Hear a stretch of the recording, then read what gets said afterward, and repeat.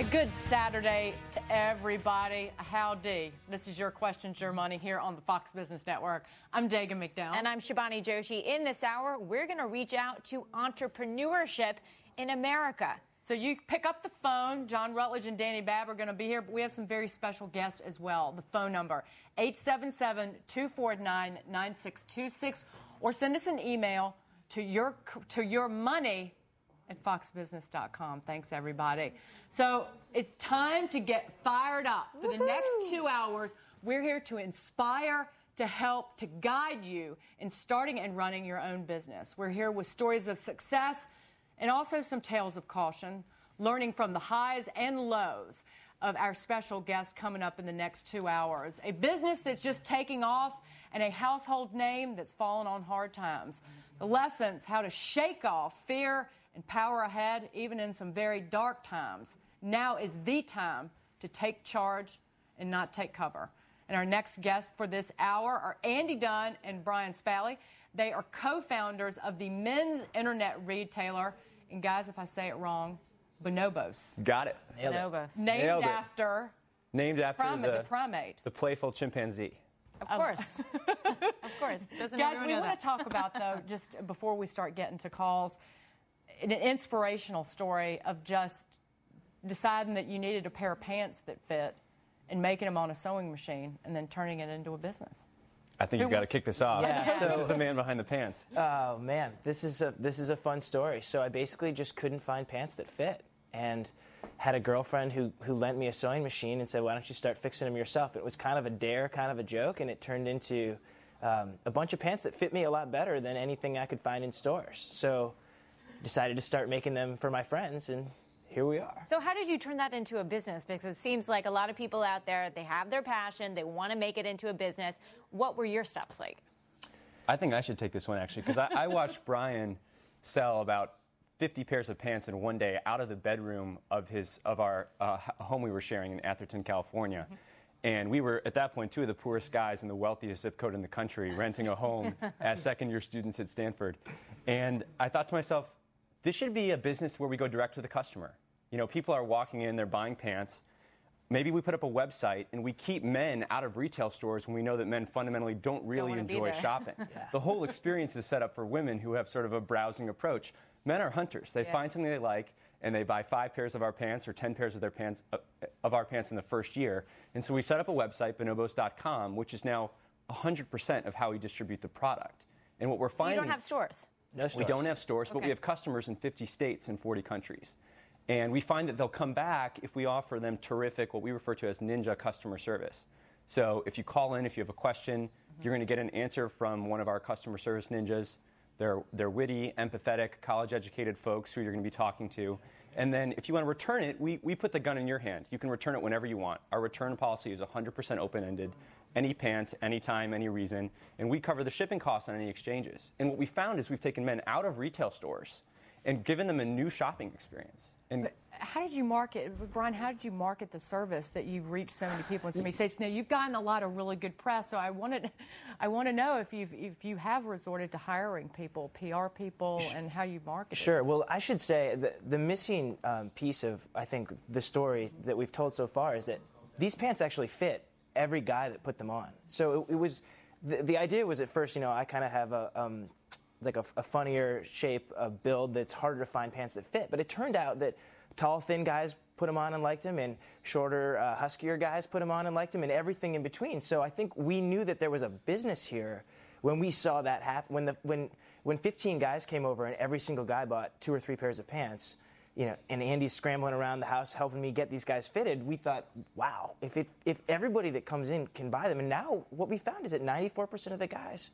who try our pants end up keeping them. So they will buy pants online, even though they can't try them on. How are they telling each other that the pants are so great? There must be word of mouth. So this is it. Word of mouth is a huge part of what we do. And that's how the word got out, was basically our best PR is a guy wearing our pants and looking great in them and telling his friends and telling his coworkers. And, you know, you'll get one guy at Goldman Sachs and then the 3 other bankers that sit in his little bullpen will have pants in the next couple weeks because they'll hear from him. You have to tell them not to wear jackets or coats with them so you can see the full, because again, they're supposedly make your back side Nice look back really good. rear view. I'm not kidding. We're trying to eliminate a scourge upon the nation, which is khaki diaper butt, which is this issue of very frumpy looking cuts. The mission behind It's all a of mission. this. Oh, yeah. It's really to serve women more than men.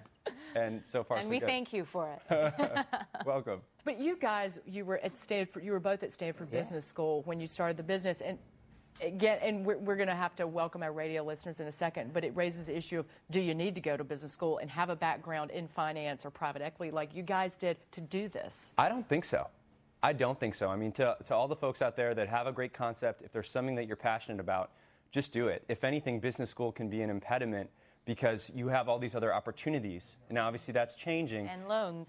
Yeah. And frankly, you're in a school where you have all these other opportunities. It doesn't necessarily encourage that risk-seeking behavior that you need to be an entrepreneur. It is 6 minutes past the hour. Let's welcome our listeners on Sirius and XM Radio. I'm Dagan McDowell along with Shivani Joshi. This is Your Questions, Your Money on the Fox Business Network. And you can call us directly, 877-249-9626, or send us an email at yourmoney@foxbusiness.com. Now, right now, we're talking to men's retailers Andy Dunn and Brian Spalley of Bonobos. I can't pronounce things today. I got the last one right now. I'm just glad you're here.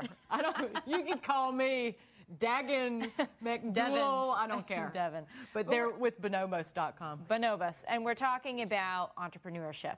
And Dagan brought up the issue of business school. I also went to business school as well. And there is a big hurdle, I guess even applying to business school is, do I want to take myself out of the workforce for 2 years, the loans that you encumber, and then whether now you even need a business school degree to even do these entrepreneurship things that we're seeing a lot of people wanting to do. What are your thoughts?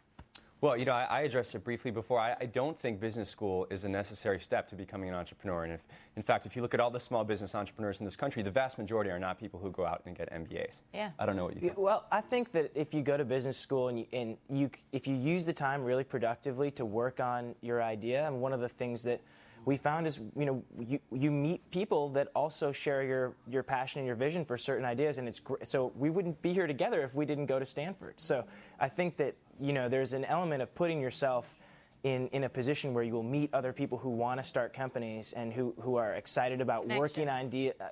Connections, but also just sharing the passion. This idea was something I talked about with a friend who'd worked at Levi's over a beer one day, and he said, that's a good idea, and he was one of the first people to encourage me, in Stanford in particular, but I know a lot of business schools really they foment this it's okay to go out and take a risk, and it's okay to get a group of people together and put some money into a little company and fail fast cheaply, but is one of the things they say at Stanford. So go out and try it. See if it happens. Before we start taking calls, how is business? How's it growing? And what about money? You got a second round of financing not long ago. We did. $2.8 million? Is that how much it was? It was. It's been phenomenal. I moved to New York in October of 2007 with 2 suitcases and 400 pairs of pants, put them up on the shelves of my bedroom wall, and would wake up in the morning and make my bed and then do pick, pack, and ship, which at that time was 2 or 3 orders a day.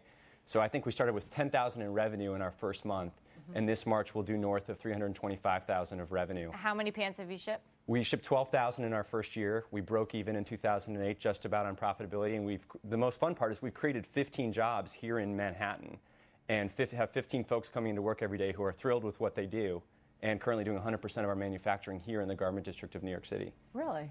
What's next? Well, quickly, what's next? Because what else are you going to do? Oh boy, there's so many good things coming.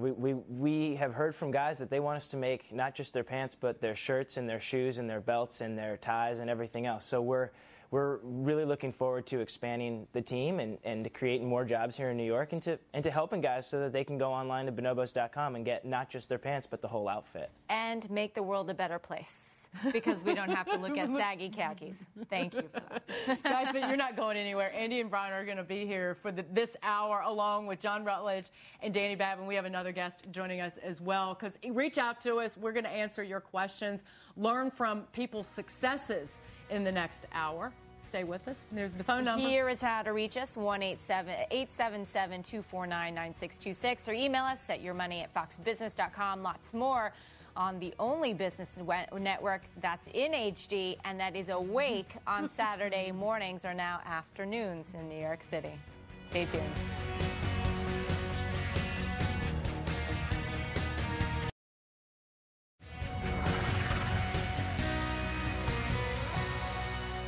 Hi, guys. We got a gang of people now here. It's not just the two of us. You're going to get to see a lot more fun, a lot more people. Welcome back to the Fox Business Network. I'm Shibani Joshi, along with Dagan McDowell. It is a party. It is a party. It's Saturday. It's the weekend. What else? We're fired up, everybody. To answer your questions, call us 877-249-9626, or the email address is yourmoney@foxbusiness.com. Let's welcome everybody. Business consultant Dani Babb is here. John Rutledge of Rutledge Capital Partners. We have a financial planner, June Walbert, and also with us, Andy Dunn and Brian Spalley of men's retailer Bonobos. It's actually bonobos.com, isn't it? You got to throw the .com on there. That's right. Let's get to an email. Victoria from Texas writes, are there any incentives to start a small business in the stimulus package? Oh, yes, there are, aren't there, Dani Babb? Dani always has all this information. There are if you're doing work in green technology, if you're doing work in telecom, and there is if you're doing work in an area that might have been depressed by the economic times for the past, several years. Those are really the hard-hit areas, and you can go to SBA.gov and also MDBA.gov, which has more information. I have a good friend that is starting her own healthcare business. She's getting great rates, able to get retail space for a great price. She's really inspired by what's going on. Are there any incentives for people in the healthcare industry? There are some. They're very difficult to get, and I'll tell you the reason why. You have to be HIPAA compliant in almost any healthcare business. And unfortunately, right now, a lot of small businesses don't have the money to hire the right IT people to do that. But there are some exceptions. For example, transcriptions, which you can do from your home. Billing, which you can do from your home. These are all viable businesses that people can start online, build their business online, and do online. But guys, when you started the business, what did you go out there and look for in terms? Was the only incentive you needed knowing that you had a good product? I think at the time it was a totally different environment. And what's been interesting now that we're in this environment is we find that there aren't specific incentives for the men's pants trade. I combed through the TARP legislation, and unfortunately nothing was allocated to the online pants business. The incentives, though, are that there's nothing better to be doing right now than trying to build an innovative business. I mean, when you look around the country at a lot of the large companies that are falling on hard times, I think it's a spirit of entrepreneurship and innovation that has always propelled this country forward. And so the incentives are more subtle. We just acquired a second office space in Manhattan, which Brian was able to get a fantastic deal on, in part because of what's happening with the real estate market here. In terms of finding talent out there in the marketplace, there are terrific people who don't have other great opportunities right now. And so now is a wonderful time to be saying, hey, we've got a growing company, come join us. And they're like, wow, wait a second, I'm happy to work for equity and not a lot of cash compensation to build that next great American company. It's all about the upside, and there's a lot of upside. You've got John Rutledge grinning like the Cheshire Cat over here by saying that. Sure. No, absolutely. I mean, this is going to get the place back going again. But, you started with a key advantage, which is 150 million butts in America. So you need to make sure you understand your market, and you have a market that actually you can address. Because when I hear people talking about retail space and the like, I always want to say, hold down a minute. First get the customer, get your products right, and then start spending money. Because most people think starting a business means finding money. The money is the last thing you need when you start a business. Yeah, I think that's right. Chase, figure out where the sales are going to come first. Absolutely, and try and have as little overhead as possible. Yeah. And if somebody says, well, can they get a deal on retail space? My first question would be, you sure you need retail space? Yeah. Can you do this online? Right. Can you do it at home? Can you do it in your garage or something?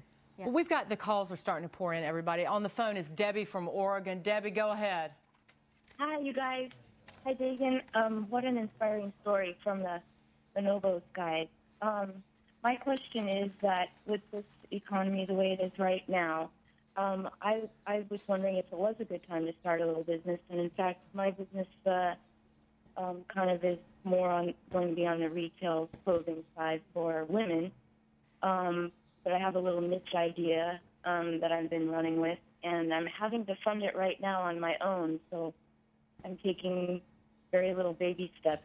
Well, Debbie, you give us a little more detail about what the business is. It is a kind of the story with the guys there.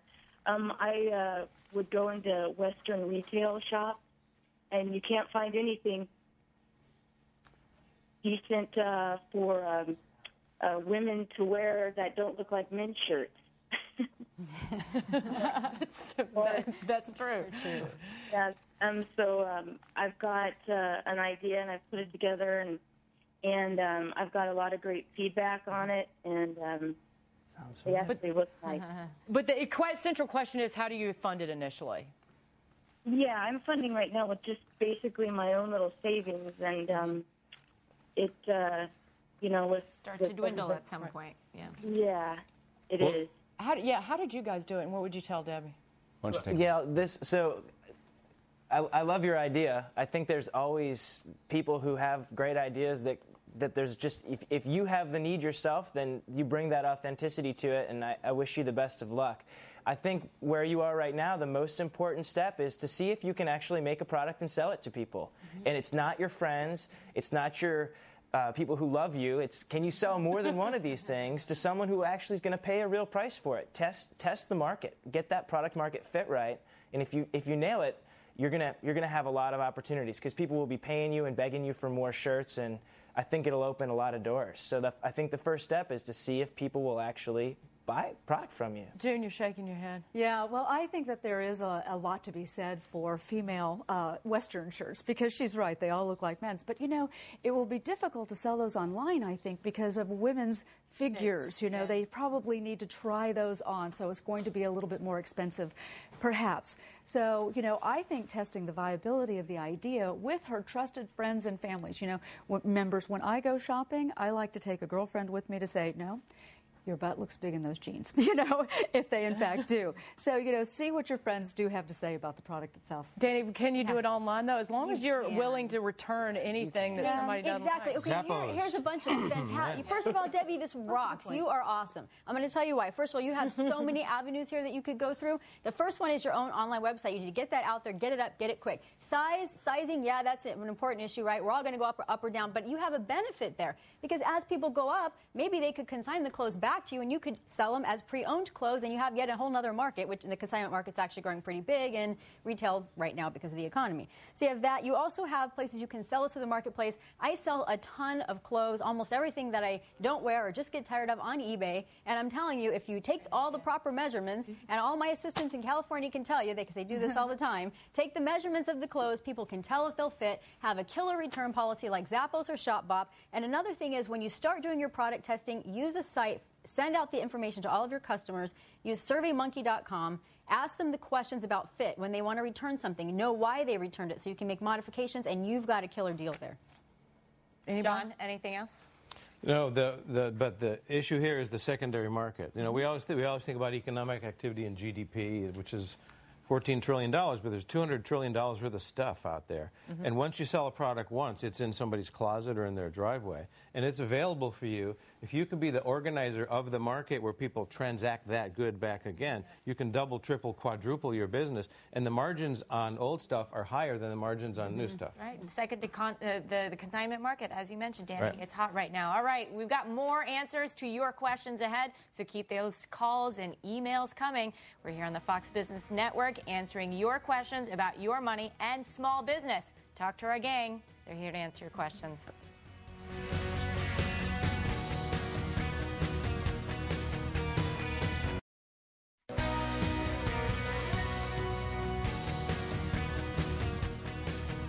Should I give them a howdy? Welcome back, everybody, to the Fox Business Network. We're here to answer your questions about your money and about starting a business. No, our guests are like, what the? She gets more dramatic and more exaggerated with her howdies every hour. It's because all these people are calling in from my part of the country, from the South, so the accent gets thicker. She's going to start doing the y'alls pretty soon, too. Yeah, here's the number where you can reach us at 877-249-9626 or email us at yourmoney@foxbusiness.com. Now, we want to get to your questions because that's what matters here. On the line, we've got Patrick from Arizona. Patrick, what you got for us? Good morning. Hey. Good morning. Thank you. First of all, howdy from Arizona. Howdy. And my question is, I know about the small business loans for opening and starting a new business.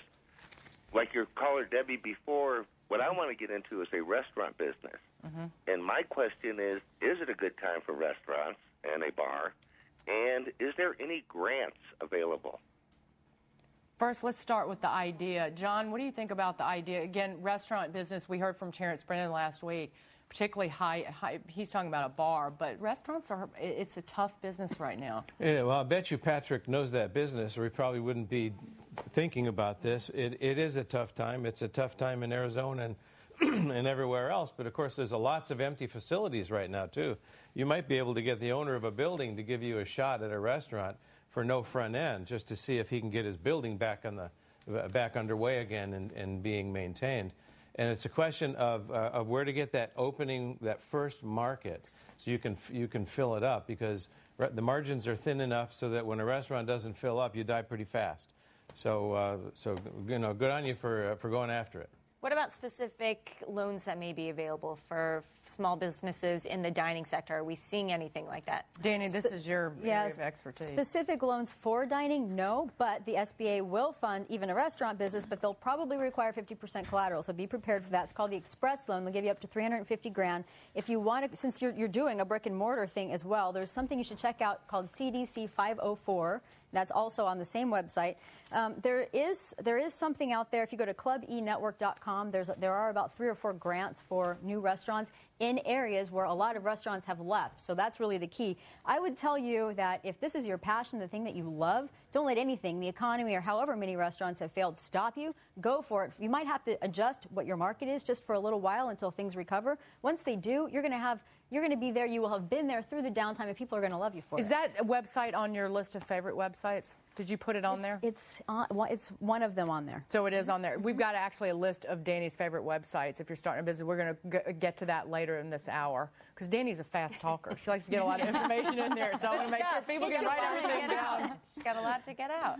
Do you want to add something? Sure, and from a personal finance standpoint, he needs to really put together a budget for this restaurant. I mean, I just renovated a bathroom not too long ago, and I went over budget, and I'm a financial planner. So you've got to look at all the parts and pieces that are involved in opening up that restaurant, put some numbers to it, and then maybe add 25 or 50% so that you're not undercapitalized and you can keep those doors open even if people aren't knocking on them. Did the bathroom meet your revenue projections? Well, it will if I ever sell, I'm sure. Plan for the unknown. No, That's right. How did you budget, I guess, when you really got started, in terms of, did you overestimate how much you would need to get things really, really ramped up? It's funny, reality helped us overestimate over time. And when we set out to raise capital, we set out to raise $300,000. And we were very lucky to have 2 mentors of ours invest in the company. And we kind of sat down and said, we want to sell pants online. And they said, well, that's either an incredibly stupid idea or a genius one. Right. And then you stood up and showed them your butt. Well, right? And then said, look at these pants. And they, no, I'm just kidding. That's actually what We have a demonstration. Yeah. Demonstration? No. Careful what you ask for. Finish this right in. Well, and so initially we thought we would raise that amount. And one of the things that we did was we didn't scale the cost side of the business past the revenue side. So we were very slow. I started full time and Brian was working another job. We waited to watch the growth of the business, and we saw that 10,000 in revenue the first month, then 20, then 30, and then I think January, February, March, it was great. It was like 30, 60, 90, and the business was really taking off, and then we scaled the cost side at the same time. So we never really dipped in a meaningful way into the money that we raised for anything but building working capital and inventory. Okay. And so part of it, I think, getting to the question is, how do you start a business and make sure that you manage the cost side thoughtfully? Because you just don't have enough cash when you're first getting off the ground to spend a lot of money. And all of our panelists are nodding their head right now. That seems like the right approach. We have an email now. David emails into us and asks Andy and Brian, you got a direct question here. What is a long-term vision for your business? So this is fun. We want to be the first 100% web-driven premium men's brand. We basically want people to sit back and hit their heads and say, guys don't like shopping. Why would they go to bricks and mortar retail stores, which is a very challenging business, and buy a product there when they could just go online in the middle of their workday, on their stop between ESPN and Facebook, stop at Bonobos and pick up a full new wardrobe? And there is opportunity. I can attest to that. I'm going to say it. I was in J. Crew this past week shopping for my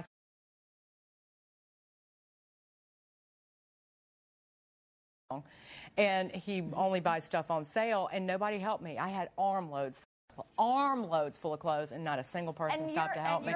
So again, it's ease of use. It's the product works and fits, and you get customer service. Geared to your customer, because this is all about the men who do not like going in the shops. exactly what your product addresses.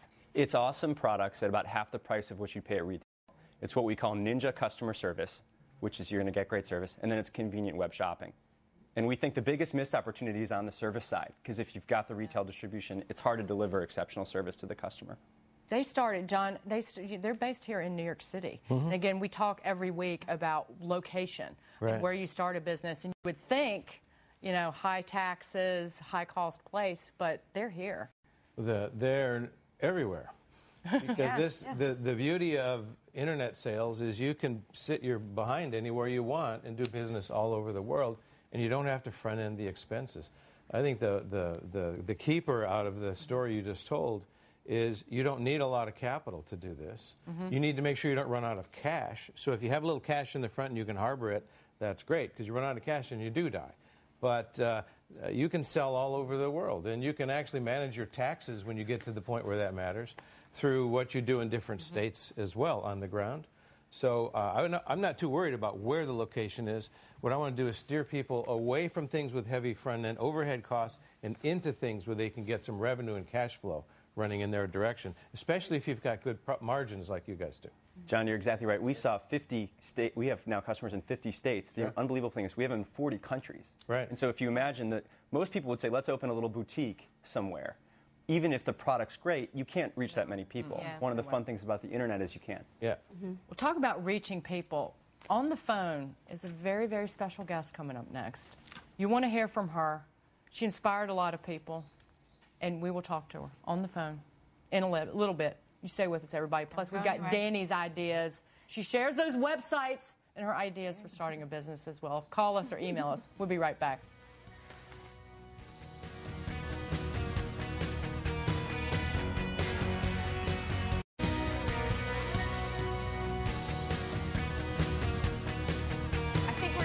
To extend this to 8 hours. We were just telling stories in the break. We've got a lot to talk about, and everyone around me is laughing and not hoping I'm serious. All right. No, welcome back. This is Your Money, Your Questions on the Fox Business Network. I'm Dagan McDowell along with Shivani Joshi, and let's get back to the calls and the emails. Do we have a very special person on the phone yet, guys?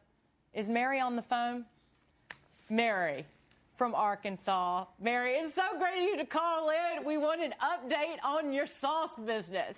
Well, good morning. I really have found out a lot about this since I started thinking of it. One of the first things I did was Sean mentioned to call the county health department and to order the book about kitchen to market, which I did, and I'm halfway through it. But I am not able to cook anything on my stove in my kitchen here in Arkansas.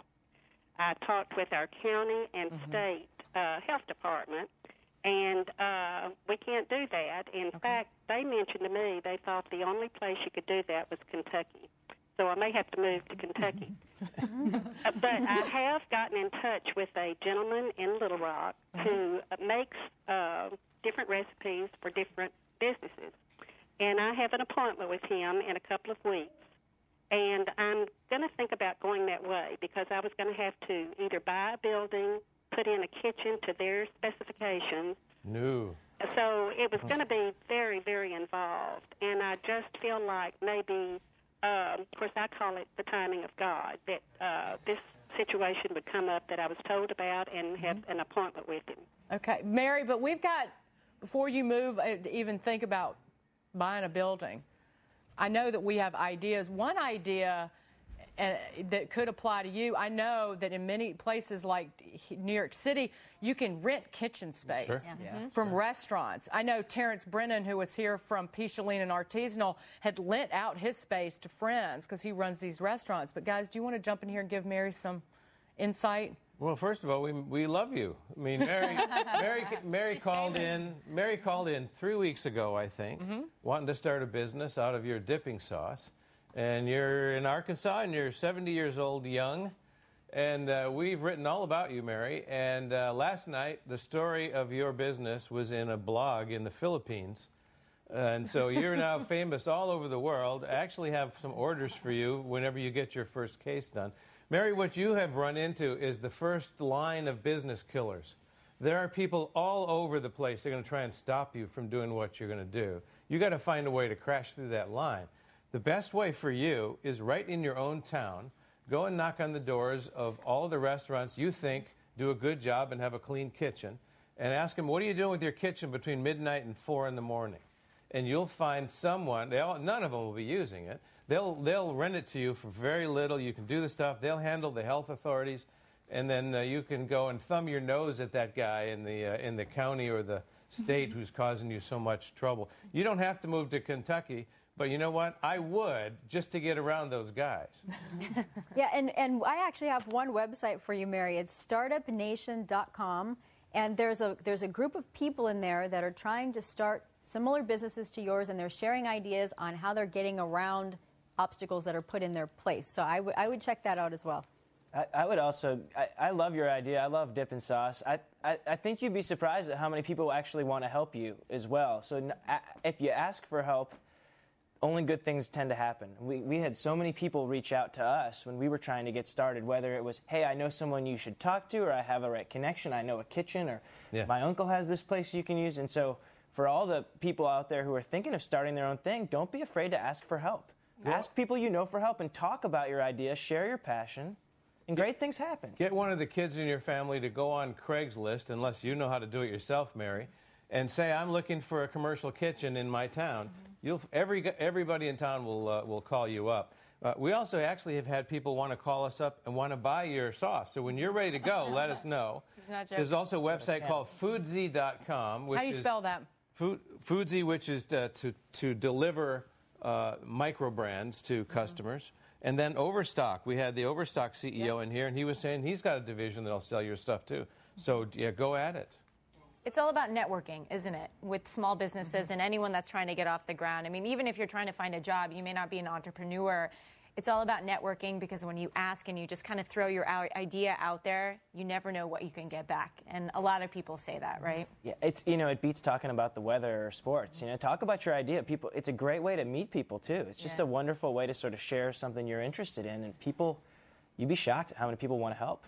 John, what is the name? How do you spell that website's name? Foodsy, food, F-O-O-D-Z, like zebra, I-E.com, is specifically for people like you who want to drop ship one-case lots to different parts of the country. And you're going to find people in there who, like you, are trying to sell their products in other parts of the country. You're going to be able to help each other introduce your products to your individual markets. Mary, please stay in touch with John and Dani, but please call in every few weeks and give us updates on what's going on, because your story and your fire has inspired a lot of people, and we talk about you a lot off the air. So, Megan? Yes, ma'am? You are from the South, just like I am. Yes, and ma'am. I will have to mention, we use that for dipping sauce, but my main use for this is for people that like black-eyed peas and purple hull peas. And we put this on that, and it makes it. So I've looked in stores. I have not found anything at all similar to this. So the people in the South, I think, are going to love it. I'm hungry. It's lunchtime. Yeah. Well, a lot of folks don't eat black-eyed peas. I do. I actually have to go. You can't get. I actually have resorted to eating canned black-eyed peas up in the Northeast, and they're just awful. So I have to shell them and freeze them, and then cart them back up here from the South. But Mary, you got to come up with ways too for people in other part of the country. You got to come up with some ideas. I know you already have them on how people can use this sauce. Again, that's part of selling it. Yep. But please stay in touch with us, Mary. Thank you all so much. You're an inspiration. We want to get more calls in. Yep, on the line, we've got Jimmy from Tennessee. Dagan, we've got all these Southerners calling in today. I'm telling Jimmy. you. I'm here to translate. Jimmy, what you got for us? Thank you for taking. Yes, thank you for taking my call. I'm an inventor and trying to figure out how to get my ideas out there, and I don't know how to go about patenting them, and I'd just like to give them away because they're good ideas that can help people. And why don't you tell us what your ideas are? No, not exactly. No, not exactly. Really? She's just kidding. Right. Don't do that, Jimmy. Yeah.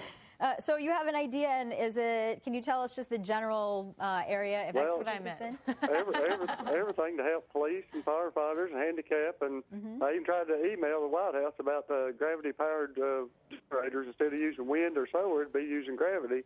and it would run, 24 hours a day, but I can't get no response from nobody, and I'm willing to give ideas away if I can get help. So you're not even looking to make money on this. You just want people to be made aware of it. I just want to get started and get my name out there. Maybe, then I can start my own business later. Okay, so first of all, check out uspto.gov. That's the U.S. Patent and Trademark Office.gov. Get a 1-year provisional patent. There's a use patent, and then there's, I believe it's called there's a use patent and a works patent or something like that. You'll see the two of them on there. Pick the one that fits your specific product or service. I would file for the patent anyway, even though you don't really care if anybody's going to use it later on, because you never know what kind of business, like you're saying, it could result in later. But the next thing I would do, who in our elected official, who in office actually pays attention to the emails or the letters that we write, right? So forget about those guys. Go to people that this can specifically help. Like you're talking about the fire department, police, et cetera. Go to them specifically, show them a sample of the product and what it will do for them after you've got it patented and trademarked and so on. And that's only going to cost you $100. You can also do it through LegalZoom.com. And then I would get online and create a $200 or $300 website that describes what it does, who it helps, and how you can get a hold of you, and then blanket the internet with this stuff. Go into every forum and blog you can possibly find and mention this. Yeah, Jimmy, I want to shame you into getting this patent. 2 weeks ago, a mom called us and said that her 4-year-old son had invented a product, and could they get it patent? We steered her in the same direction. 1 week later, this is the youngest patent holder in America. So if he can do it, you can do it. So go out there and knock him dead. But go knock on the firehouse door. The guys in the firehouse are going to know where the distribution channels are for the products they buy. Firemen and police have very specialized distribution channels. There's also now money that's being targeted from pension funds to invest in companies that produce products to help firemen and police. Brian and Andy, what about, how do you keep other retailers from stealing the cut of your pants? We don't. We think the advantage of our company is not just an awesome product, but how you get it. And this is the insight that we feel like is missing in the apparel world. If you look at the top 25 service companies in the country, there are only 2 apparel brands on the list, and they're Land's End and LL Bean. And we're delighted to plug them on air because we think they deliver fantastic customer experiences, not just the product, but taking care of you once you bought it. They're our role models. I mean, and this is a funny thing that people will this is another, I think, a wall that prevents people from starting businesses, which is worrying about someone else stealing your idea. Just go do it and do a great job. Exactly. And if people mimic you, it's flattering, and usually it helps, a rising tide. I think everybody should not worry about someone stealing their idea and just go out and do the best they can with it, and that's all you can hope for. And by then you may have found a new niche anyway, which is another avenue, and that's called a first mover advantage if you want to go back to textbook stuff. Yeah, and the word of mouth in the police department and the fire department is just priceless. You can't buy that kind of advertisement. Right. So what do you think about him giving them samples to use and test out, as one of his expenses up front, just to get that good PR. It's a great idea. Great idea, Joe. Yeah. All right, couple words that just are no longer in our dictionaries: worry and fear. We don't talk about it. No, not anymore, because it'll get in the way. Especially when it comes to small businesses. Fear is for tourists. It'll get in the way. Right. What? Fear is for what? Fear is for tourists. Right. That's true. I do worry about losing my wallet, but anyway, we got a lot more. We've got a lot more time for your questions and your calls. We're going to have some inspirational stories to keep you entertained for the next hour and a half or so. You can reach us directly, 877-249-9626, or email us at yourmoney@foxbusiness.com. We got more words for you: fear and worry. Nope. Neither of those are one of them. No, not anymore.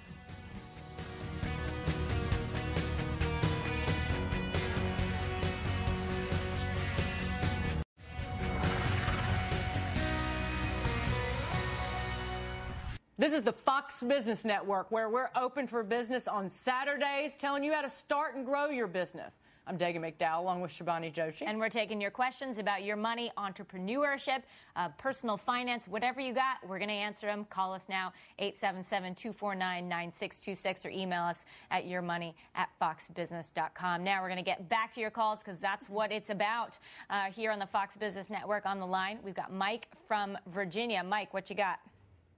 Dagan, how you doing? Hey, Mike, what's going on? All right, listen, I started a business in small business in 1994 for $5,000. I haven't had to borrow a penny from anybody since then. But But the estimated taxes, the 941s, the state, the unemployment, I mean, everything seems to be going up.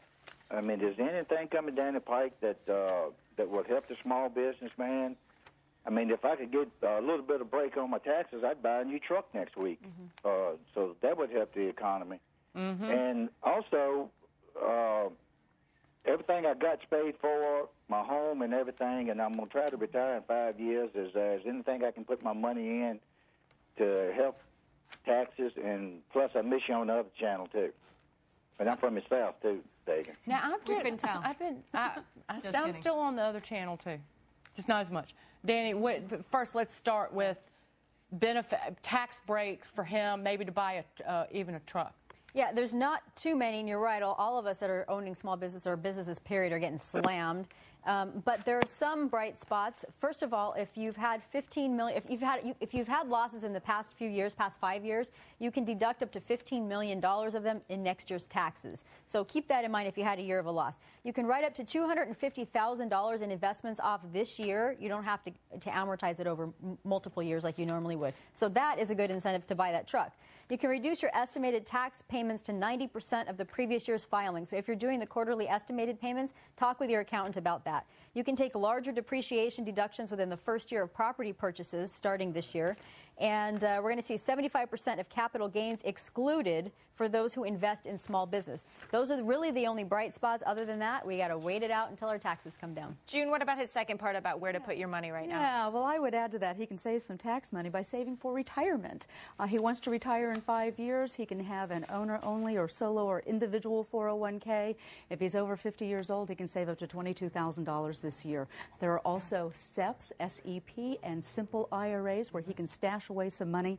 And since he wants to retire in 5 years, that's a very short time horizon. So he needs to be very conservative with those investments so he can save taxes now, put money in that tax shelter, let it compound in there, even if it's 20% in stocks and the rest of it in conservative investments like bonds and stable value or money market funds. That's really going to help him all the way around. Another phone caller, Olga from New York. Olga, go ahead. Hi, guys. I thank you very, very much for taking my call. Yep. I'm a physician, and I have a consulting business in the pharmaceutical industry. Right now, the entire situation in the U.S., it's kind of very thin. And my special question is to John Rutledge. I listen to him very, very frequently and with great joy. Is there any way that I can possibly break into Asia, primarily China, Taiwan, or South Korea? I do have lots of experience with the Japanese pharmaceutical industry. That is the only part of the Olga. That's the only part of the world that's growing right now. So it's That's why I'm asking you. It's the very best market. You know, last year China was responsible for 35% of the world's growth. This year it's going to be more than 50% of the world's growth. So that's where the action is. Getting in there means you're going to need you're going to need a tour guide. And that tour guide is going to need to be someone who knows the good guys from the bad guys. Now, I know people who do that, and I'd be happy to put you in touch with them. They're not people who you would buy off of a website. They're people you have to know individually and trust. But there's a huge appetite inside China. And 2 weeks ago, I was actually in North Korea for people who have experience to bring to the table. Also, in that part of the world now, healthcare is just beginning to happen. So that's going to be a huge growth industry. Leave it right there. So much more ahead. Your calls and emails about starting and running a business. We're going to be right back.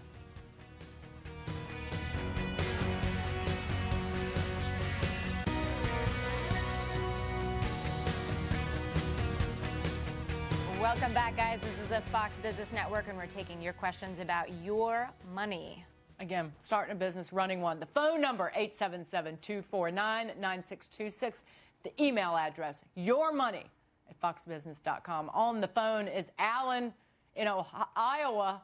Alan, I almost said Ohio. Hey, folks doing? Hey, Alan, go ahead. What's your question? Yeah, as a former restaurant owner, I was interested in the comments about expanding small businesses and so on. It's also interesting to me that the administration worries about why the banks are not lending. But for crying out loud, if I had my restaurant now and I wanted to expand and make more money, it's going to just result in higher tax rates. That doesn't make a lot of sense. I think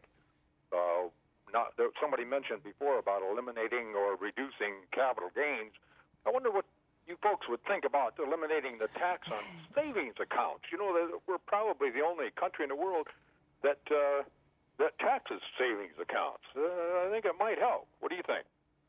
John's got ready to jump out of his skin. These days, everyone's out trying to hang somebody in a witch hunt. Hanging rich guys is the flavor of the month, and that means hiking tax rates.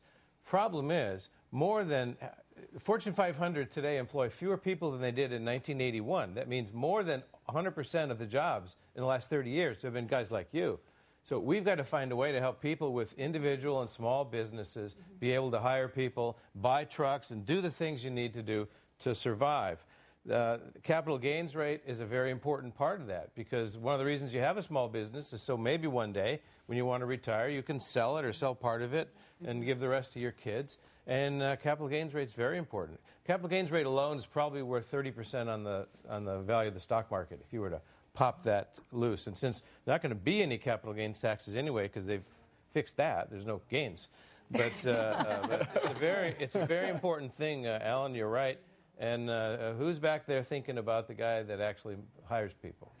Andy O'Brien, how much time do you spend on just worrying about taxes and doing your taxes at this point? Again, that's one of the issues that just saps productivity in this country. We definitely do our taxes, but one of the things, one of the suggestions I would make out there is that you can find a low-cost way to do it. We actually have a terrific accountant, and she's based in Virginia, and we found her on elance.com. And so one of the things I would encourage the entrepreneurs out there is to think about, with this internet economy, there are ways to get things done in a cost-effective way. It's never been cheaper to try to get a company off the ground. And you actually just gave people a business idea. Exactly. By saying that you can be an accountant. Better than that, we have an example of that. 4 weeks ago, Terry called in, disabled veteran. He wants to work. He had been a bookkeeper.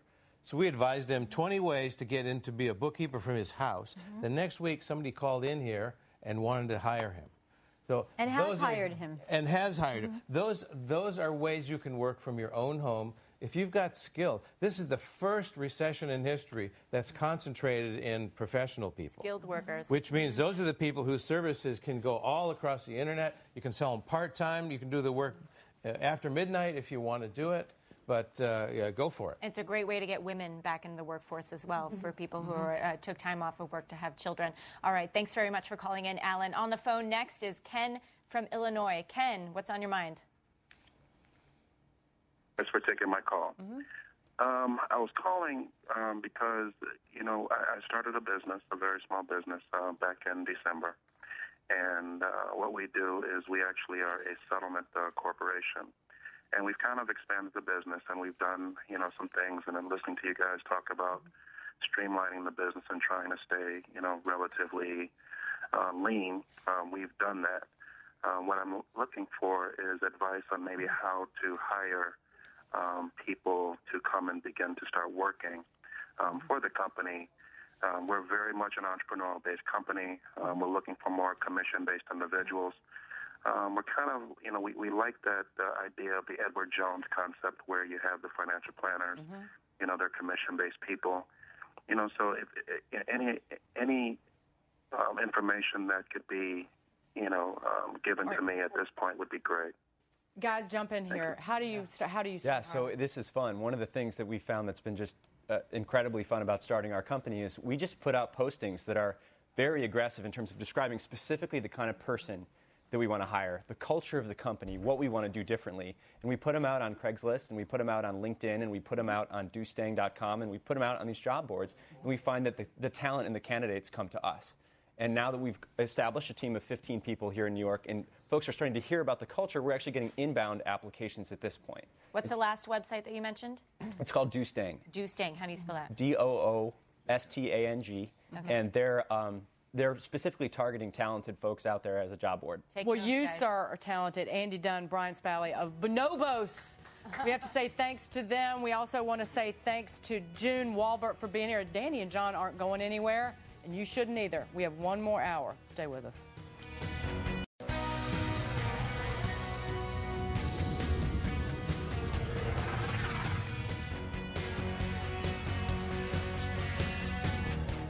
Hey, everybody. Welcome to Your Questions, Your Money. I'm Dagan McDowell along with Shivani Joshi. We want to hear from you. We're talking about stimulating the economy all by ourselves by starting a business, growing one if you already have one. Put down that coffee cup, put down that sandwich, wherever you are in the country. Call us right now, 877-249-9626, or shoot us an email at yourmoney@foxbusiness.com. Now, first, we want to take a quick look at the headlines this morning or afternoon. If you're on the East Coast, President Barack Obama will announce the next steps to help General Motors and Chrysler on Monday, the White House said, amid signs of progress for GM in talks aimed at slashing its debt and cutting costs as well in response to slackened demand. Now, shares of GM gained almost 6% and have rallied by more than 30% over the last 10 trading sessions amidst growth and confidence that officials will not push the top U.S. automaker into bankruptcy. Later in the show, we're going to talk to Bob Corcoran of Car World, so you got to stay tuned for that. And we know he's been very vocal about getting some aid for the industry. Well, speaking of vocal, bailout rage continues. How about, bailout rage or bailout outrage? Either which way you want to say it. Goldman Sachs, which recently accepted government funds to boost its operations, spent $58 million to buy 2 top executives out of some of the firm's in-house funds. And shifting gears, a U.S. judge has set a date to re-sentence former Enron president and CEO Jeff Skilling in response to an order from an appeals court. Skilling is currently serving a 24-year sentence for his role in the collapse of the energy giant. But again, shifting gears, back to businesses and telling the stories about businesses. Another family-run business falls victim to this economy. Under pressure from creditors, 1-800-Mattress filed for bankruptcy protection just in recent days, citing poor sales and the inability to pay back debt. And joining us now is the company's founder and CEO, Napoleon Berrigan. Napoleon, it's great of you to be here again to tell the tale and maybe the mistakes you made, but also to inspire people and teach people how to get past the fear of not necessarily failure, but of running into headwinds and trouble. And Napoleon, I just want you to just tell people what happened, because you found it. I mean, your story, we can go back decades to how you came to this country from born in Ecuador and then moved to Colombia, and how you started the business. But again, just the mistakes you made that got you to this point, but also how you're kind of pushing on through. First of all, thank you for the opportunity. Yes, I think I am part of the American dream for 30 years that the company was founded. And now I am also part of the American nightmare. That's part of life, that's part of business. Before we understand the positive part or the solution of the problems, we have to admit it. It's not wonderful what we are going through. I compare more with the traumatic experience, and it's one after another. And I believe everybody, or almost everybody, 80% of the population is going through. The ones who already lost their jobs, and the ones who are in business, small, medium, big. Reasons are, we can only blame the economy for part of it. The other reasons, mistakes have been made. I would say spending more than what you make is the beginning of the end. It doesn't matter what kind of business is, or our personal budget. That's why we have this opportunity. It's an option that any business have to reorganize with that Chapter 11. And fortunately, there are companies. We have a good brand. We have a good name. The 1-800-Mattress brand, telephone, the mattress.com. We have a few other domains. We have a good record, and that is why some companies are interested, a few of them, 4 or 5, in investing. Money is important, but more important is management, the help that comes together. Well, we want to actually move over there and sit by you because we can feel the pain. We understand it. We've been there ourselves, and there's not a whole lot that feels worse than what you're dealing with, and we get that. We completely get that. But you also have an incredible story of perseverance and survival in all of this, and that is the reorganization component. We hear so much about the introduction to this with the news about companies going into getting free money. Your company and you are doing things the way that things should be done. Go attack that, and we commend you for that. Napoleon, you sit right there because we just need to take a quick, a few seconds and just welcome our radio listeners. It is 6 minutes after the hour and time to say hello to those listening on Sirius and XM. Thank you for joining us. I'm Dagan McDowell along with Shibani Joshi. And if you have a question about starting your own small business, we want to hear from you. Email us at yourmoney@foxbusiness.com or give us a ring at 877-249-9626. Right now we're talking to Napoleon Barragan. He's the founder of 1-800-Mattress, and we're talking about the hard lessons that some business owners, a lot of business owners out there, individuals, this isn't a lesson that is just isolated for business owners. This is something a lot of people in our country are facing right now about the hardships of bankruptcy, but also the opportunities that come from this economic situation. Napoleon, I want to bring it back to you. Talk to us about the positive side of all of this, because you have to see something positive in order to reorganize and go through all of these changes, as opposed to just throwing in the towel, because a lot of people out there are feeling like maybe I should throw in the towel. But tell us why people out there should continue to persevere and push on. First of all, in my life, this is not the first time. You go in business and personal through those experiences. I have been very fortunately, in some ways, family and business, to go to the top and sometimes go to the bottom, and the rest in the middle, in between. September 11 was a short, similar experience, and before that, in some smaller way, this time is a little bigger. And we were not exactly prepared for that. The positive is, as I said before, before we bring the solutions, we have to understand really what the problem is. When you think about it, it was created, like what happens 10 years ago with the dot-coms, that illusion of wealth and trillions of dollars evaporated, disappeared. It wasn't real. In this case, it's also that wealth, that illusion of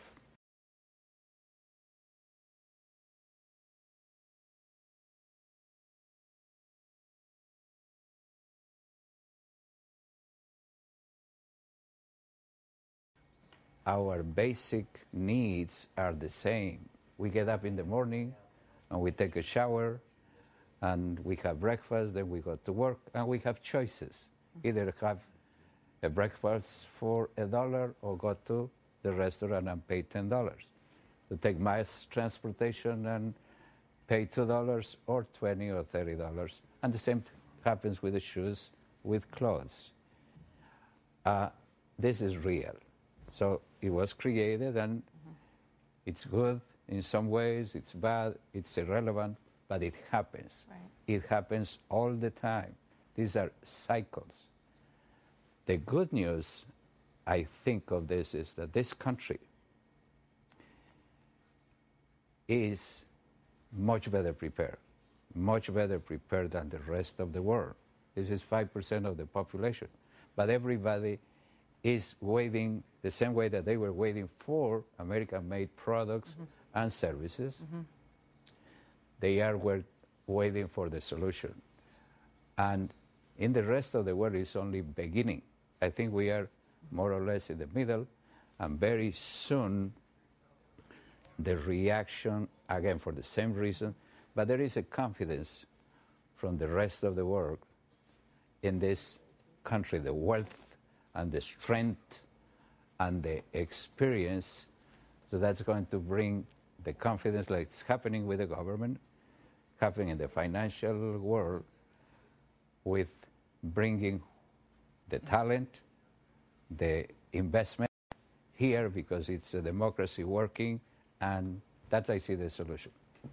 Napoleon, you sit right there. You're going to be with us this whole hour, and it's a full hour of your questions and answers to those questions about your business, starting a business, just being inspired. Again, more calls and more answers to those questions coming up.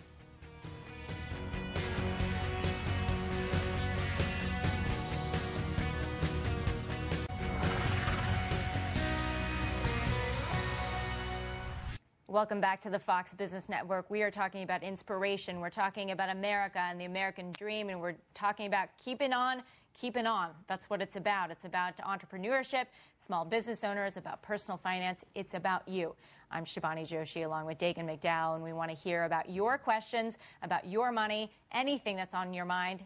Shoot us an email or give us a call. In this hour, we are talking specifically about starting your own business, running one, growing one, and we want to welcome Napoleon Berrigan is with us of 1-800-Mattress again, but we also want to welcome, we have some other guests we want to, and of course Dani Babb still here, but go ahead, Shivani. Yeah, we're here to take your calls for the next hour. Joining us now, we've got a new panelist to join us, our all-star team. Of course, we're joined by Dani Babb, John Rutledge of Rutledge Capital, Mac Hizzy of AARP Financial, and in Albuquerque, New Mexico, now welcome Bob Corcoran. He's the president of Car World, Inc. And Bob, let's just start with you just real quick.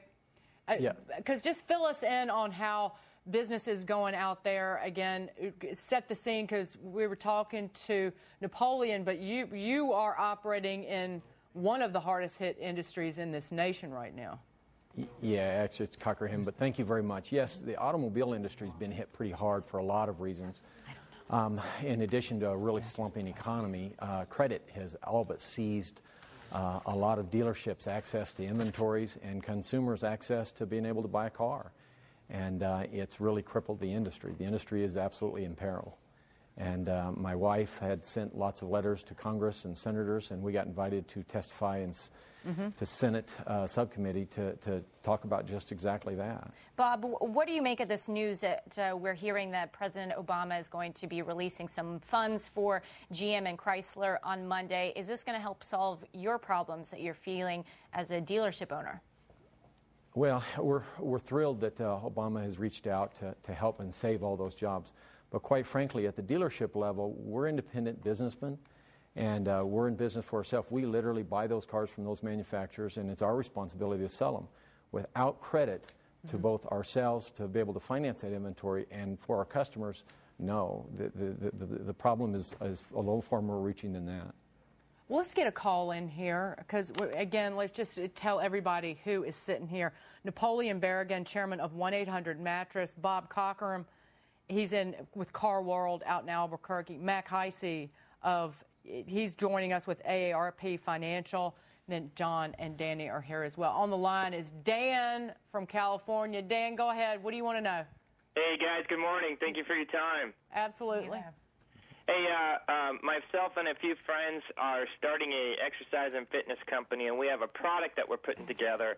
And we're going to do our initial test marketing over the next few months. After that, we need to take it to a manufacturer. So we're already starting to see the need for capital for that first run. And so we're beginning that debate. Do we get an investor, get a business loan, or is there a way that we could perhaps go to a manufacturer and get them to do the first run as an investment with an expected return? John Rutledge, that is so up your alley. That's a tricky question. Well, for all my sins, once upon a time I was the chairman of Stairmaster. And so I know that... No, you weren't. Really? Yep. Been a lot of things. I see. So I know that industry really well. As you know, product distribution in the fitness industry really happens at these periodic trade conferences where everybody gets together, takes orders in the back room, and then they place orders to their manufacturers. Depends on what kind of product you have. If you have a branded, high-margin, low-bulk product, you might find that you can get somebody to do that for you on a manufacturing basis, outsource it, and then sell it yourself. If you have a heavy metal product, it's a much bigger problem because you've got to deal with containers, shipping overseas, costs, and the like. There you probably want to do a deal directly with one of the big companies that's already in the business, and they're, you know, the Bowflex kind of company, and there are many of them, and they're all interested in looking at new products.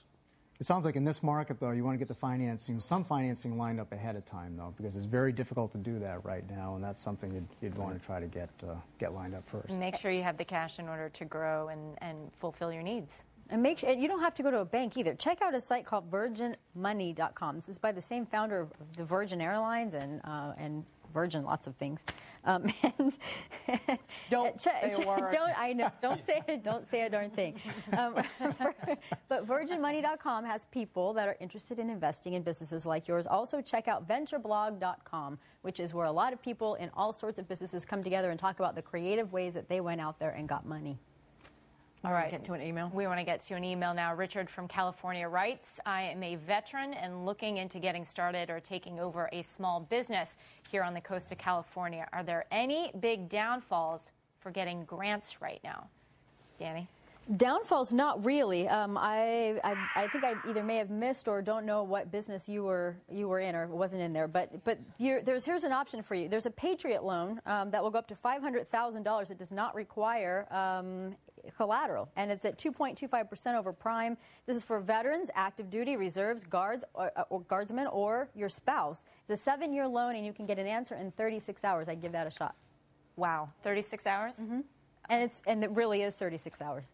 That's amazing. Are we going to have a full screener or something with all, with we all are these going to have websites? all of Dani's ideas like coming full up. of such amazing information. We got to get this on screen for you. And she's a fast talker, too. And we will. So stay tuned with us. But as we go into commercial break, we want to give a shout out to our radio listeners on Sirius, channel 145, and XM, channel 168. Thank you for listening. We hope you're enjoying as much as we are. Stay tuned in the Fox Business Network. We've got more of your answers for all of your questions. Stay tuned.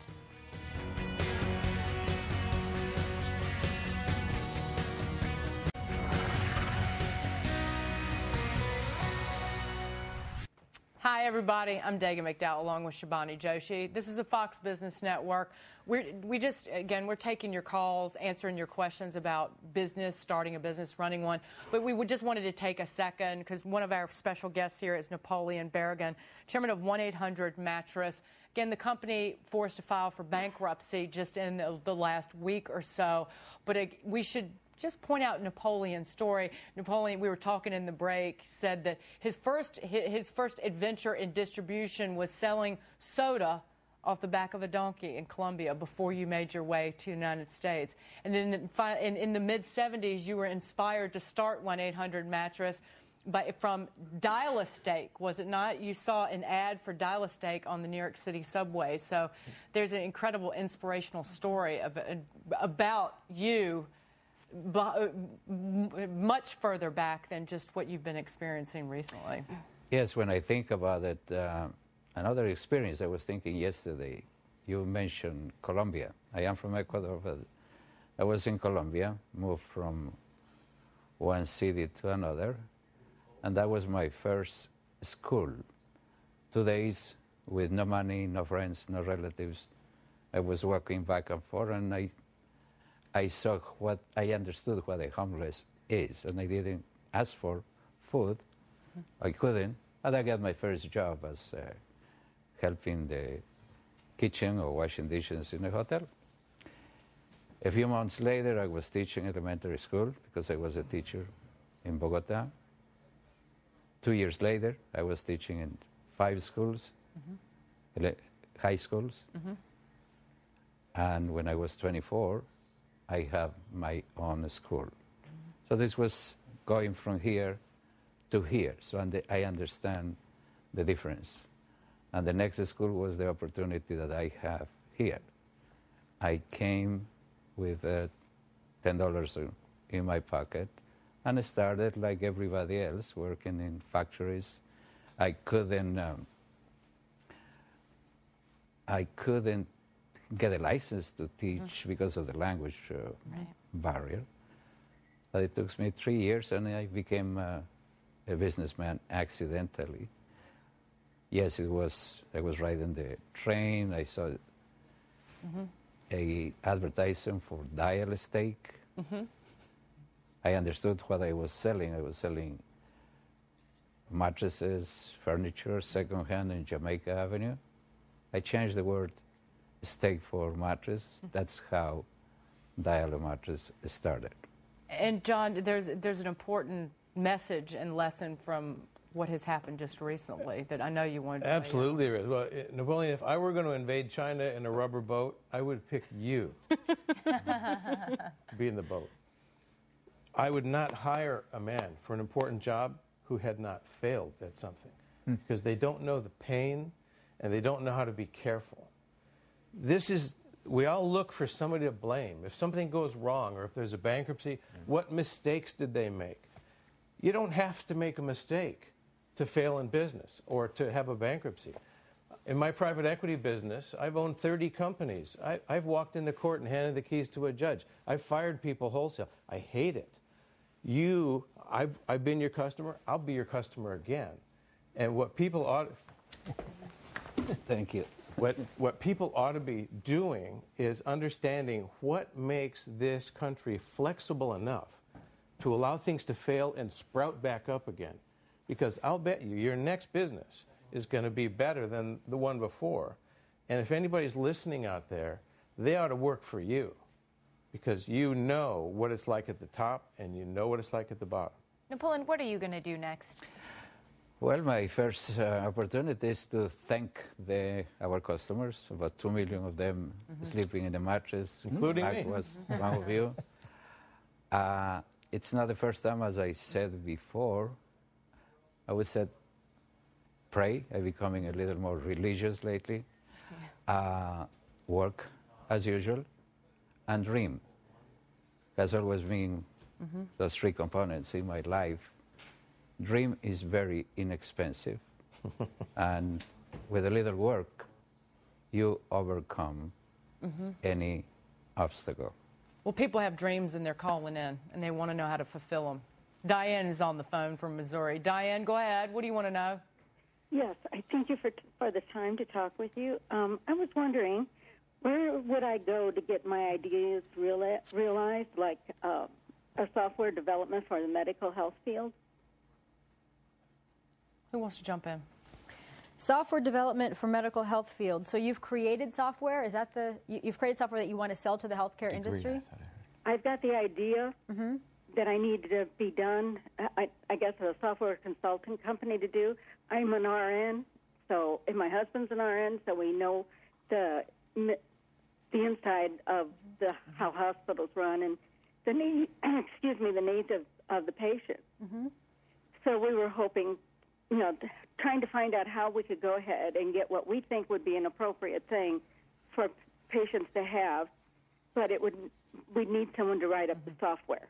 Okay, so you're looking for a developer. I've been involved in about 7 or 8 electronic health record implementations in my life in IT, my former life here, and it's a pain. So I applaud your effort here because what you're going to do is going to change a lot of people's lives. It's going to save a lot of people's lives. We know we can save at least 100,000 lives alone with just the prescription component of electronic health care.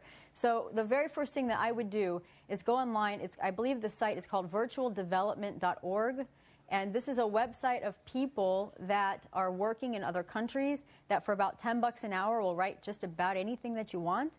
And then, of course, you're going to have to run it through HIPAA compliance here. You can do that with consultants here. You're going to need some startup capital to do that, so I would document your ideas and probably go to the SBA for a $250,000 loan to do that. And then from there, you're going to want to take it and market it to all these healthcare organizations that right now, when they want a solution, they're going to have to pay millions and millions of dollars. I was part of one at a big university medical center that was supposed to take 1 year. It took 7 years, and it cost 18 times the original budget. If you can throw something out there that's not going to do that, you'll have a winner. And Danny, depends also who the customer is for this, because is this a product that sells to the doctor's office, to the hospital, or farther up the distribution chain? Because there are different ways those people buy. And if it's the hospital or the doctor's office, knock on doors, get somebody to implement this thing for you and use them as the test case to show to other people.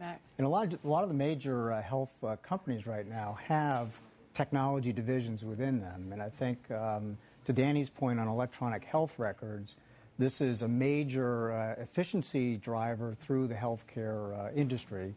And it's obviously a big priority for the Obama administration. So definitely try to follow those routes as well. Real answers to your real questions. You guys don't go anywhere. This is the Fox Business Network, and we're getting answers that you want to hear to your questions. Now, if you do have to run out, please keep listening to us. You can take us on the road on Sirius Channel 145 and XM 168. Inspiration, information, that's what we're about here on the Fox Business Network. Bring it to you in true HD, too. We'll be right back.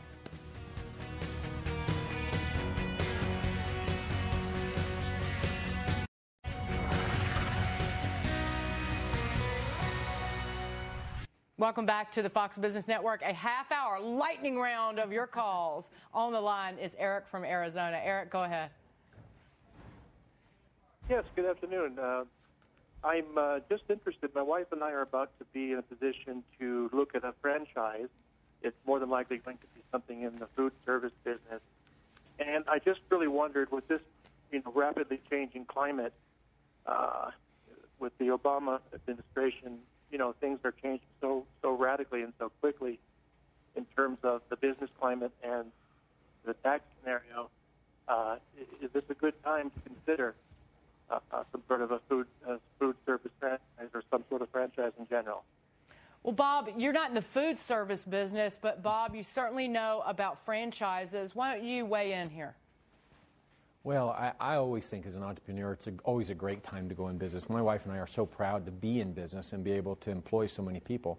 Current economic conditions are pretty tough right now, depending on industry. There are certainly some industries that are thriving in this economy, but certainly, at least in our industry, automobile industry, there's a lot of dealers out there hurting quite a bit. But Bob, just really quickly, Bob, but what about, because you're in the used car business primarily, aren't you? Well, we actually have a Kia franchise Right. and a used car franchise as well. But the prices of the used cars are going up. Is that helping you at all? You've seen it at least a little bit. Are you seeing any signs of life there? Yeah. Well, certainly the prices of used cars are going up as demand increases for them because the new cars have gone down. But what's really hurting our industry is the availability of loans for customers who want to buy those cars, whether they're new or used. We've got to be able to get those people financed, and normal people, not AAA rated, but just normal folks. And dealers themselves have got to be able to get financing so that they can properly stock their inventories as well. And that's quite a problem right now across America. John, but weighing in on the caller's question. For Eric, yeah. There's two kinds of policies coming out of Washington, minutely and hourly. So don't wait for these guys to settle on a policy. Franchising can be a very good way to control a small business. It's actually quite highly organized. There are franchise conventions, franchise conferences, and there are places. I was involved once as one of the owners of IHOP. There are places like IHOP where the company will actually help finance the franchise costs for you, rather than you write a big check in the beginning and hope it all works out. So the quality of the franchisor, who you are dealing business with, is very important. And right now you want to make sure it's somebody who can do well in the down market. So I'd rather be selling pancakes than steaks at the moment. All right. Sure. All right. Let's move on to our next call. AJ from Arizona. AJ, what's on your mind? Hey, good afternoon, everyone. How are you doing? Hey, doing great. Excellent. So I'm calling from a small, little, very unknown city called Bullhead City, which isn't necessarily the place that you think when you hear the word entrepreneur. And so there's really no opportunity to connect with other success-minded folks around here. So I guess my only available outlet will be online. So I'm wondering where I can go online, like discussion boards and stuff like that, to connect with other entrepreneurs. AJ, Danny is cheering right now. Danny, why are you cheering? I'm cheering because I own way too much really crappy property in Bullhead City that I owe way more than the property's worth. So I completely know how you feel. And my team has gone out there many times and have complained about the lack of ability to communicate with most people. So I completely empathize with how you feel. You are right. You are isolated to some degree with regard to meetings and forums and all the things that big cities have or cities have that people can get together and help each other. Broadband? But you do have broadband access, yeah, as one of them. But you do have a few options. Check out startupspark.com. Check out my own website where entrepreneurs are connecting. That's thebabbgroup.com. Check up Upstart Win, WYN.com. Check that one out. And check out ventureblog.com. These are all places where people are getting together and talking about ways that they can help each other. And many of them are from small towns, small cities that are not on the map. But here's one other thing. Bullhead City is considered a distressed community. There are a lot of reasons for that I could talk about for hours. But you qualify in that particular area for a Community Express loan. This is for people that are residing and starting businesses in areas that have been hard hit by the economy. So you have a lot of opportunity because of where you live, in addition to some of the downsides like the communication factor. Let's get another call. Napoleon, you want to weigh in here real quick? Mm-hmm. Well, in reference to the previous question, the franchising opportunities are probably the best because the rest of the world is looking for what it works here. Mm-hmm. Now, thanks to the technology existing, you can share that with any and everybody interested in your ideas. In our case, the multi-channel that has been implemented lately, we bring the business to the community, answering the telephone in the store, chatting in the internet, and using the telephone for text. And this is happening all over the world, so you can sell in any one of the products and services. Important insight. Lois is on the phone from California. Lois, what's your question? Hi, thanks for taking my call. I have a new product idea. Number one, I know I need a prototype. The ideas related to the cosmetic industry. And I'm thinking I want to partner up with one of the top cosmetic companies and have them bring the product to the market. So that way I don't have to go through all the FTC and all the other things that are involved in bringing a cosmetic product to the market. How do I go about doing that? Knock on their door. I had a CEO tell me once, you did everything short of parachuting into my office to get that meeting, and that's exactly what it takes. If that's the route that you want to go, not do it on your own, completely understand that. Don't ever take no for an answer. Be relentless and go in there and get that meeting. Let me give you a different angle. Yeah. Obviously, parachute in. Don't let them tell you no. In the big cosmetic companies, like the big pharma companies, have big legal departments. Right. And one of their biggest challenges is to make sure that nobody sues them for patent infringement. Right. Mm-hmm. So they will be trying very hard to keep you to not tell them about your idea, mostly because they don't want to get involved with the lawsuit. Right. But there are ways you can take your idea, get the formula, have it produced by a third-party producer, filled in a filling shop where they fill bottles and stuff, and sell it on the internet, brand it yourself, and you can make a micro brand of this stuff. It's a lot more work you'll have ongoing afterwards.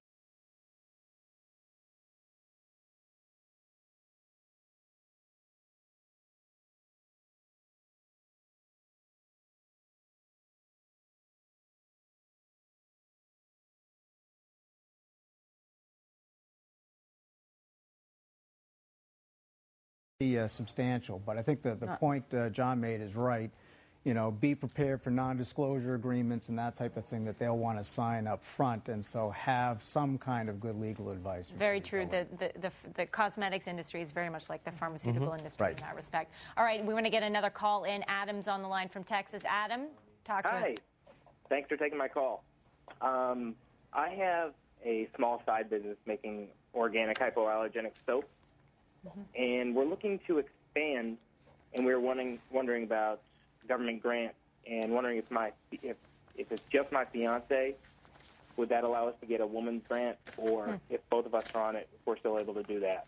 Danny, talk to us about female incented opportunities. There are such things. Yes, if you add fiancés, wives, any female to the business, yes, you do qualify for getting a woman's grant. Because only 51% of people are female. That's right, why. we're minorities. Right. Minorities. I feel terrible for you guys. I feel terrible having to sit next to you, but okay, so some of us actually refuse to take the grants given to specific genders. But that's your call. Grants for women by state. Go to womenbusinessgrants.com. That will show you the grants for each state that are specific to women, and then also check out womensbusinessgrants.com, and it'll show you everything that you need to know. And we're going to have... go ahead, Napoleon. Yes, after you identify who the customer is for your products or the service that you are providing, I would say the most inexpensive way is bringing them to the internet first, and then giving them the choices. Identify what the customer is looking for, when and how they want that to be delivered, and giving them the options to finish the transaction, to buy your product either online or chatting or telephone, and the next one is come in person to where you are. Also, Napoleon, the customer who would buy an organic hypoallergenic soap is the same customer who would buy an organic blanket. I know a business that makes organic baby blankets. Find those kinds of vendors. Do swap deals with them. So they sell your soap on their blanket site, you sell their blankets on your soap site, and you can capture that customer. Incredible insight all the way around. More of your questions when we return to the Fox Business Network. And I promise, we're going to have those websites that Dani's been talking about the last hour and 40 minutes. We've got 20 minutes left. Stay with us.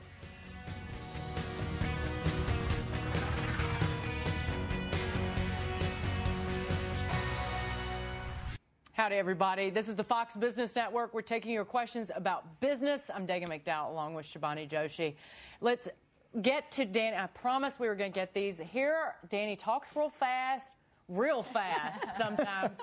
But let's look at some of the websites that she's been mentioning over the last hour and 45 minutes or so. Dani, can you see that so you can walk people through some of these websites? Okay, well, the first one is just for entrepreneurs in general. Full disclosure, this is my own site, and the reason I have this up here is because I have a forum for Fox viewers to go in there and talk to each other about what they're hearing, learning, and questions that you have later on. This is at thebabbgroup.com. The second, and I have to tell you, I have hundreds and hundreds of these, okay? So we might have to do like a few of them every week. But small business loans we get asked about a lot. The website for this is sba.gov. Minority business grants. Minority covers lots of different things. So go in there. You may not think you are a minority, and you actually are, like John was talking about with the 51% of females. This is mdba.gov. For general grants, go to grants.gov. Tons of them, including the new ones from the Obama administration. And then entrepreneur networking, this one's actually should say clubefactory.com. And that's an excellent one to get people networking with one another. Clubefactory.com. Okay, thank you very much. There are so many resources out there, and this is what we're I know, here to bring you. We fuss and moan about government spending, but there's government money out there for small businesses. And this is the time to seize it. Lisa, talk to us about what's on your mind. You're calling from Virginia. Lisa? Yes. Go ahead. Hello, yes, thank you for taking my call. Go ahead. Yes, I would like to know where and how. Yes, I'd like to know where and how to obtain. I'd like to know where and how to obtain grants and grant writers. Thanks, Lisa. I think her TV's on. Lisa's TV's on because we can hear the echo in the background. I know it throws you off. But she said grants.gov. Yeah, grants.gov, but here's the second one. Go to business.gov/finance. There's several more up there, loans and grants, and there's a business grant search tool in there. All right, let's get to the next phone call. Next phone call is from Charmaine from Georgia. Charmaine, talk to us. Hi, how are you? Good morning, or good afternoon, actually. Good afternoon. Yes, I actually am partners with 6 other people. We own a lease purchase company, and I just wanted to get your opinion on how that business would benefit in this economy. You need to tell us a little more about that business, just so the viewers and listeners understand it. Sure, I'd be happy to. It's a lease purchase company. We deal with people that have bruised credit, or what we do is we kind of rehabilitate them so that they can get a mortgage in about 3 to 12 months. We offer credit restoration and repair, and we also give them budget counseling services. I want to go to Bob with Car World out in Albuquerque. Bob, because again, you're talking about the lack of availability of credit in this environment. And I want to know, do you see demand out there, though? Do people want to buy automobiles and just don't have the money or the financing to do it right now?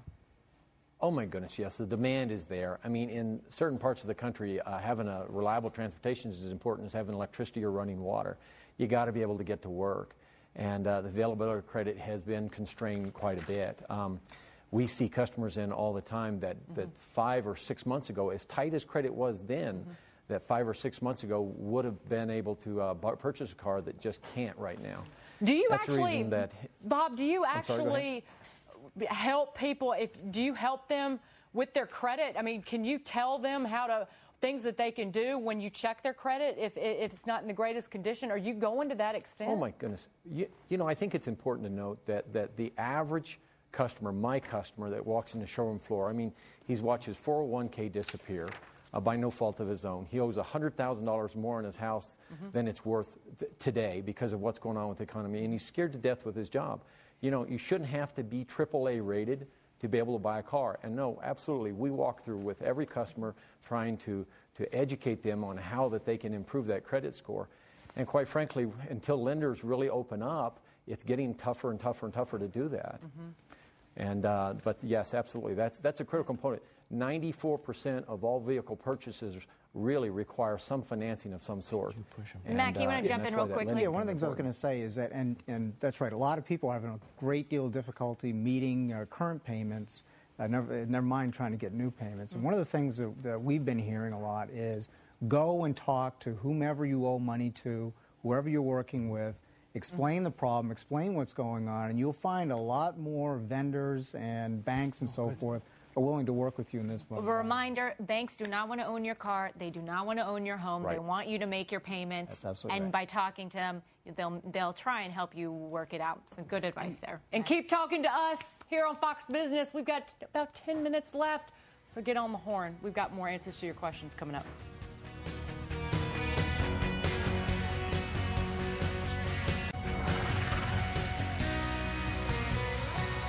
We are going quick fire style, just a few more minutes to take your calls, so let's just get right to it. Right now on the phone, we've got Joe from Georgia. Joe, talk to us.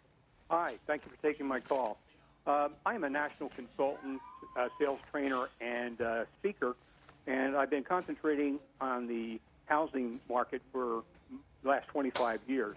I have my own business I started about 7 years ago, and I'm looking to diversify and branch out beyond, the housing industry. And I just wanted your opinion on that, if you can give me some feedback on what you think I should do, or if you think it's a good thing to do. Tossing it up. Who wants to take that? Well, I mean, you see a lot of things heading down the pathway towards health, biotechnology, that type of thing.